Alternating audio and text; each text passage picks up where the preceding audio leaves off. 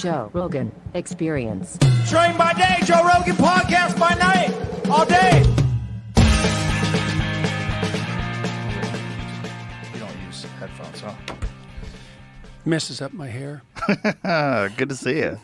What's see going you on too, your coat today? Every day is a new one. Yeah, well, I've got this suit maker, LGFG, Dmitry, the crazy Russian, and he, pays attention to what I'm doing and makes me the suits that he thinks are suitable, and You've I gotten wear quite them. extravagant, though. Like sometimes, like one half of the suit is one color. Yeah. Like looks like you're getting bored. You just want to switch it up a lot. He sends me these damn things, and I get them, and I think, there's no way I wear that. There's no way I'll wear that. And then I put it on, and I think, I like that. Yeah. And Tammy puts up with it. So Is it everyday suits now with you? Is that I'm in a suit pretty much all the time. is there a reason for that? Well, the original reason was because probably because of my father. He was a teacher, and he always wore a suit, even in the 70s when that started to become, like 1950s thing. And I asked him one time why he did that, and he said it was to show respect for his students. And then when I was a professor, well, when you start to be a professor, you're not that much difference in age from your students to begin with. It's a good way of laying out a demarcation, and that was helpful. That's useful. People like to know how the hierarchies are delineated. Right. And professors like to think that they're everybody's buddy, but that's not the right relationship. And so that was helpful. And then when I went on tour in 2018, I realized that I was going to speak live in front of several 100,000 people over the course of the tour. And I thought, you got to think when you have an opportunity like that if you had the least amount of sense, you'd pull out all the stops. So I bought some expensive suits. And then one of the things that happened in consequence of that was that people started to come to the lectures in suits. And so I'd say about 40% of the audience dresses formally. And lots of the young guys who come, they tell me when I meet them afterwards in the meet and greets, for example, that they bought their first suit to come to the lectures. And so, I wouldn't have ever expected that. And then Dmitry showed up about 2 years ago with this portfolio of suits. He designed one for each of the rules for my first book, and he put the rule underneath the collar at the back and designed the lining, custom lining on all the suits as well. And so I gave him a crack at it because he'd put so much work into it, and that worked out real well. He's very, very creative. Yeah, that two-color suit, there's lamb's wool on one side and goat's wool on the other, and it's a heaven and hell suit. So,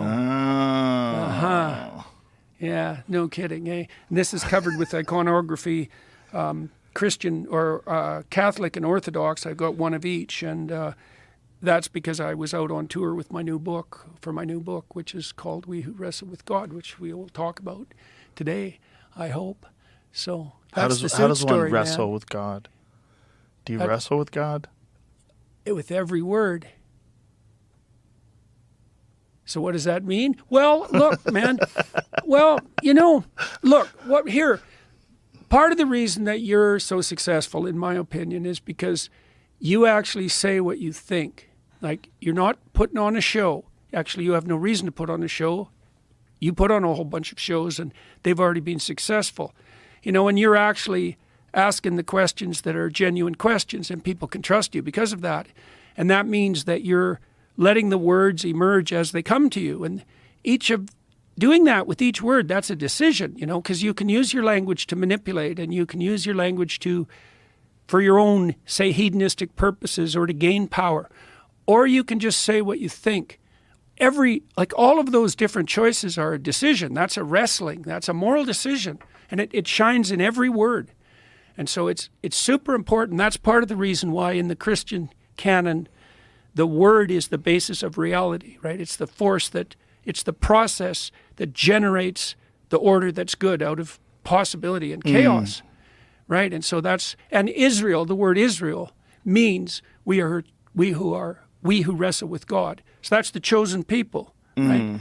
And so what that means at a deeper level even is that if you're genuinely wrestling with your conscience, then you're someone who's chosen by God. And I think that's right. That's accurate. It's interesting what you just said. One of Terence McKenna's lectures, he talked about a very profound psychedelic experience that he had where he was given this revelation that the world is made out of words. Mm-hmm. That everything is made out of words. Mm-hmm. Like he had just some sort of a profound understanding of what words really mean. Well, how much of the reality that surrounds you has been, what would you say, has emerged out of the realm of possibility because of what you've said? A lot. And you have this huge influence on the world that's all a consequence, almost all a consequence of what you've said. And so there's an insistence in the Judeo-Christian canon that that the capacity that words have to shape possibility is akin or identical to the process that generates reality itself. And I think that's true.